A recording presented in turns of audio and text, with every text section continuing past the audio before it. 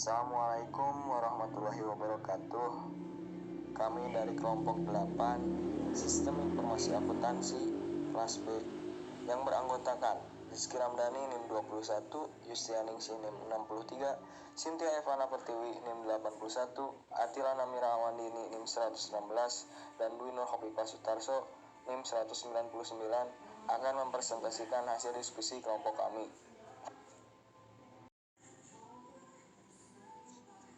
Pengauditan sistem informasi berbasis komputer. Kasus integratif Seattle Paper Product. Jason Scott ditugaskan untuk menggunakan perangkat lunak audit agar membuat sebuah program pengujian simulasi paralel untuk menghitung komisi penjualan dan membandingkannya dengan yang dihasilkan oleh sistem baru. Jason menggunakan data transaksi-transaksi penjualan dari periode pengkajian terakhir untuk menjalankan programnya. Ia memilih seorang salesman dengan sebuah kesenjangan dan menghitung komisi secara manual. Hasilnya sesuai dengan miliknya. 1. Pengauditan internal. Pengauditan internal adalah sebuah aktivitas independen, menjamin objektivitas serta konsultasi yang didesain untuk menambah nilai serta meningkatkan efektivitas dan efisien organisasi, termasuk membantu dalam desain dan implementasi dari sebuah SIA. Ada beberapa jenis berbeda dari audit internal. Sebuah audit keuangan, financial audit, sebuah sistem informasi, information system, sebuah audit operasional audit, sebuah audit kepatuhan, compliance audit, sebuah audit investigatif audit. 2. Pengauditan eksternal.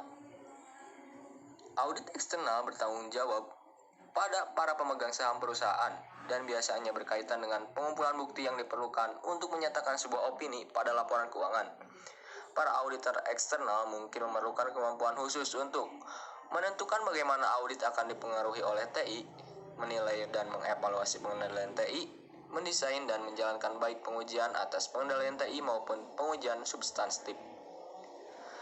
Sifat pengauditan. Audit dapat dibagi ke dalam 4 tahap, yaitu 1. Perencanaan, 2. Pengumpulan buku audit, 3. Evaluasi atas buku audit, 4. Pengkomunikasian hasil audit. Koleksi bukti audit. Berikut adalah cara-cara paling umum untuk mengumpulkan bukti audit. Observasi atas aktivitas-aktivitas yang diaudit, pemeriksaan dokumentasi, diskusi dengan petugas tentang pekerjaan mereka dan bagaimana keadaan mereka melakukan prosedur-prosedur tertentu, kuesioner untuk mengumpulkan data. Dan selanjutnya akan dilanjutkan oleh saya, yaitu materi evaluasi atas bukti audit.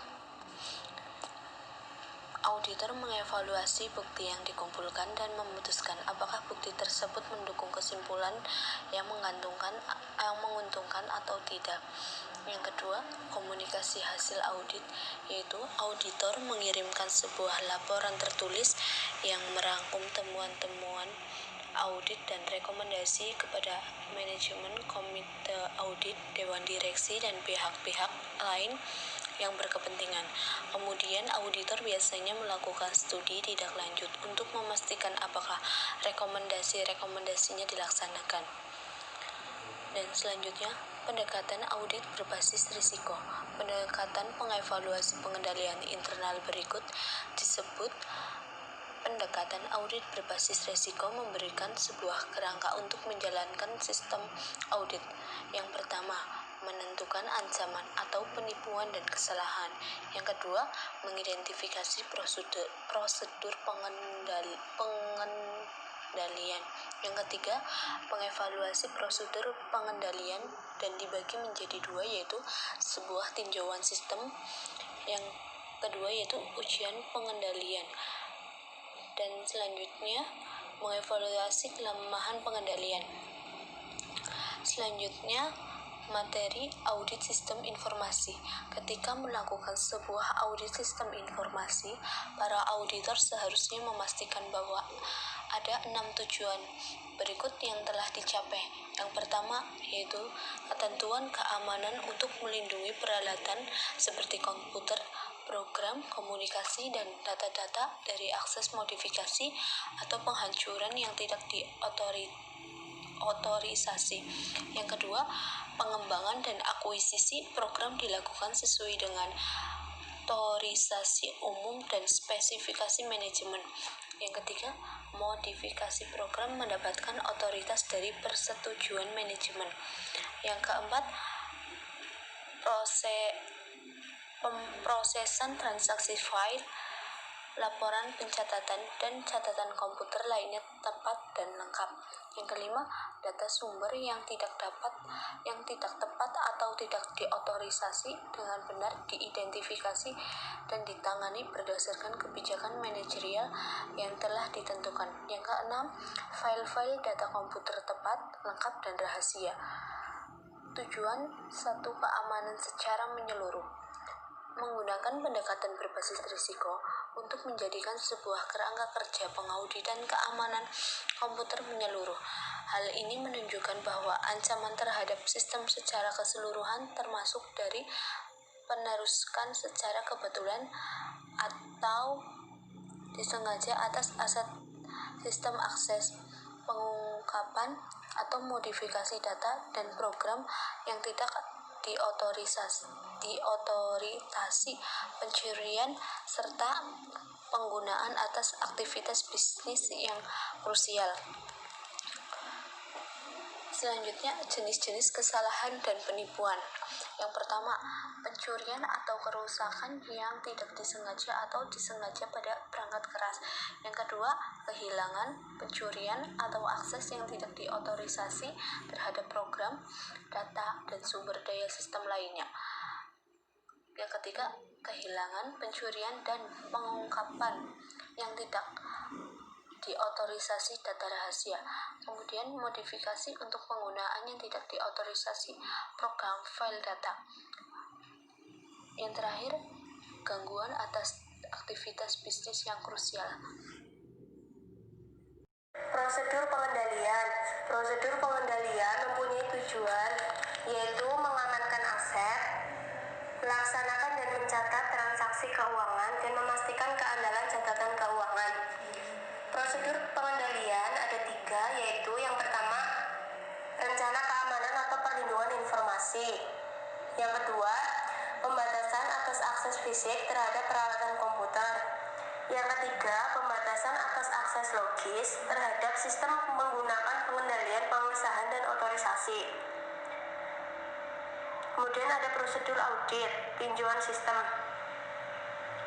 Yang pertama, memeriksa dengan seksama situs komputer. Yang kedua, memeriksa rencana keamanan atau perlindungan informasi dari pemulihan bencana. Yang ketiga, mewawancarai personel sistem informasi mengenai prosedur keamanan. Prosedur audit, pengujian pengendalian. 1. Mengamati dan menguji prosedur akses situs komputer. Yang kedua, mengamati persiapan dari dan penyimpanan offset atas file backup. Yang ketiga, menguji penentuan serta modifikasi prosedur untuk ID dan kata sandi pengguna. Pengendalian kompensasi. 1. Kebijakan personel yang kuat, termasuk pemisahan dari tugas yang tidak sesuai. 2. Pengendalian pengguna yang efektif. Tujuan 2. Pengembangan program dan akuisisi. Untuk menjaga objektivitas, auditor tidak diperbolehkan membantu pengembangan sistem. 2 hal yang menjadi kesalahan dalam pengembangan program. Yang pertama, kelalaian atau mungkin lupa pemrograman yang berkaitan dengan kurangnya pemahaman tentang spesifikasi sistem atau pemrograman yang teledor. Dan yang kedua, instruksi yang tidak diotorisasi dengan sengaja disisipkan ke dalam program. Prosedur audit, tinjauan sistem. Pemeriksaan independen atas proses pengembangan sistem. Yang kedua, pemeriksaan kebijakan serta prosedur pengembangan atau akuisisi sistem. Yang ketiga, pemeriksaan atas kebijakan serta prosedur otorisasi dan persetujuan sistem. Prosedur audit, pengujian atas pengendalian. Yang pertama, mewawancarai pengguna mengenai keterlibatan mereka dalam akuisisi atau pengembangan dan implementasi sistem. Yang kedua, memeriksa pemberitahuan dari pertemuan tim pengembangan untuk bukti keterlibatan. Pengendalian kompensasi. Pengendalian kompensasi ada 2, yaitu pengendalian pemrosesan yang kuat dan pemrosesan independen atas data pengujian oleh auditor. Tujuan 3, modifikasi program. Menyajikan sebuah kerangka kerja untuk pengauditan perubahan atas perangkat lunak program dan sistem. Ancaman-ancaman yang terjadi dalam pengembangan program juga dapat terjadi selama modifikasi program. Prosedur audit tinjauan sistem. Yang pertama, memeriksa kebijakan standar dan prosedur modifikasi program. Yang kedua, memeriksa standar dokumentasi untuk modifikasi program. Yang ketiga, memeriksa dokumentasi final atas modifikasi program. Yang keempat, memeriksa pengujian modifikasi program dan menguji prosedur persetujuan. Proses audit yang selanjutnya, pengujian atas pengendalian. Memverifikasi persetujuan sign-off pengguna dan manajemen untuk perubahan program. Kemudian, memverifikasi bahwa komponen-komponen program yang dimodifikasi telah diidentifikasi dan didaftar. Yang ketiga, memverifikasi bahwa prosedur dan dokumentasi pengujian perubahan program memenuhi standar. Yang keempat, memverifikasi bahwa pengendalian akses logis pada dasarnya berlaku untuk perubahan program. Yang kelima, mengamati implementasi perubahan program. Kemudian, pengendalian kompensasi, yaitu pengujian audit independen atas perubahan program yang tidak diotorisasi atau salah. Dan yang kedua, pengendalian pemrosesan yang kuat. Tujuan 4, pemrosesan komputer. Selama pemrosesan komputer, sistem mungkin gagal mendeteksi input yang salah, tidak memperbaiki kesalahan input dengan benar, memproses input yang salah atau tidak mendistribusikan atau mengungkapkan output yang tepat. Olahan data pengujian. Sumber daya berikut ini berguna ketika mempersiapkan pengujian data. 1. Sebuah daftar atas transaksi-transaksi aktual. 2. Transaksi-transaksi pengujian yang digunakan perusahaan untuk menguji program. 3. Tes pembuatan data. Perangkat lunak yang berdasarkan spesifikasi program masukkan satu set data yang digunakan untuk menguji logika program. Kemudian ada teknik-teknik audit bersamaan. 1. Teknik audit bersamaan. 2. Modul audit yang diletakkan. Selanjutnya ada jenis-jenis kesalahan dan penipuan. Di antaranya ada 1. Pengenalan atas kesalahan di dalam file atau database selama memperbaharui. 2. Distribusi atau pengungkapan yang tidak tepat atas output komputer. 3. Ketidaktepatan yang disengaja maupun tidak sengaja dalam pelaporan. Selanjutnya prosedur pengendalian. 1. Rutinitas pengauditan data. 2. Penggunaan yang tepat atas label file internal dan eksternal. 3. Rekonsiliasi atas total. Selanjutnya ada prosedur audit tinjauan sistem. 1. Memeriksa dokumentasi sistem untuk pengeditan dan pengendalian pemrosesan lainnya. 2. Memeriksa dokumentasi pengoperasian untuk kelengkapan dan kejelasan. 3. Memeriksa salinan kesalahan, laporan total batch, dan daftar perubahan file. Prosedur audit pengujian atas pengendalian. 1. Mengevaluasi kecukupan atas standar dan prosedur pengendalian pemrosesan. 2. Mengevaluasi kecukupan dan kelengkapan pengendalian pengeditan data. 3. Memverifikasi bahwa output sistem aplikasi didistribusikan dengan tepat. Selanjutnya pengendalian kompensasi. Pengendalian kompensasi, pengendalian pengguna yang kuat dan pengendalian atas data sumber yang efektif. Selanjutnya yaitu analisis atas logika program. Auditor juga menggunakan paket-paket perangkat lunak seperti program bahkan alien otomatis, program tabel keputusan otomatis, rutinitas pemindaian, program pemetaan, dan penelusuran program. Tujuan kelima yaitu data sumber. Fungsi pengendalian data harus independen atau bebas dari fungsi lainnya, melindungi sebuah log pengendalian data, menangani kesalahan, dan memastikan keseluruhan efisiensi dari operasi. Tujuan 6. File data. Pendekatan pengauditan dengan tujuan adalah sebuah upaya komprehensif, sistematik, dan efektif atas evaluasi pengendalian internal. 1. Perangkat lunak audit. Mengacu pada perangkat lunak audit sering disebut sebagai generalist audit software. 2 dari perangkat lunak yang paling populer adalah Audit Control Language dan Interactive Data Extraction and Analysis. Yang selanjutnya, ada jenis-jenis kesalahan pada penipuan. Yang pertama, penghancuran data tersimpan karena kesalahan, kegagalan perangkat keras, atau perangkat lunak dan tindakan perusakan disengaja. Yang kedua, modifikasi atau pengungkapan data tersimpan yang tidak diintervasi. Selanjutnya, prosedur pengendalian. Di prosedur pengendalian terdapat penyimpanan data dalam sebuah perpustakaan file yang aman dan pembatasan akses fisik pada file data. Selanjutnya, mengendalikan akses logis dan sebuah matriks pengendalian akses. Penggunaan yang tepat atas tabel file dan mekanisme web protection.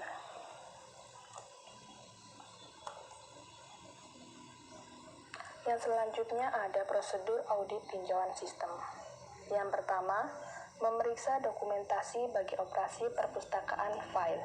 Yang kedua, memeriksa kebijakan pada prosedur akses logis. Yang ketiga, memeriksa standar untuk perlindungan virus, penyimpanan offsite, dan prosedur pemulihan sistem. Selanjutnya ada prosedur audit, pengujian atas pengendalian. Yang pertama, mengamati dan mengevaluasi operasi perpustakaan file, memeriksa catatan atas penentuan dan modifikasi kata sandi. Yang ketiga, mengamati dan mengevaluasi prosedur dan penanganan file oleh personal operasi. Yang selanjutnya ada pengendalian kompensasi. Yang pertama, pengendalian penggunaan dan pengolahan data yang kuat. Yang kedua, pengendalian keamanan komputer yang efektif. Selanjutnya ada CAATS. Akan sangat bernilai bagi perusahaan-perusahaan yang memiliki proses rumit operasi distribusi, volume transaksi tinggi, atau memiliki banyak jenis aplikasi dan sistem. Berikut ini adalah beberapa pengguna yang lebih penting atas CAATS. Yang pertama, meminta file data untuk memuat catatan yang memenuhi kriteria tertentu. Yang kedua, membuat, memperbarui, membandingkan, mengunduh, dan menggabungkan file.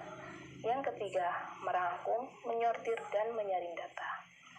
Yang selanjutnya ada audit operasional SIA. Teknik dan prosedur yang digunakan dalam audit operasional serupa dengan audit atas sistem informasi dan laporan keuangan. Langkah pertama dalam audit operasional adalah perencanaan audit pada suatu waktu saat lingkup dan tujuan audit ditetapkan. Sebuah persiapan tinjauan sistem dilakukan dan sebuah program audit tertatib disiapkan. Langkah selanjutnya pengumpulan bukti. Yang pertama, memeriksa kebijakan dan dokumentasi pengoperasian. Yang kedua, mengonfirmasi prosedur-prosedur dengan manajemen dan personal pengoperasian.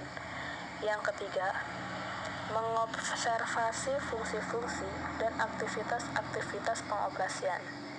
Yang keempat, memeriksa rencana serta laporan finansial dan pengoperasian. Yang kelima, menguji ketepatan atas informasi pengoperasian. Yang keenam, menguji pengendalian. Sekian dan terima kasih.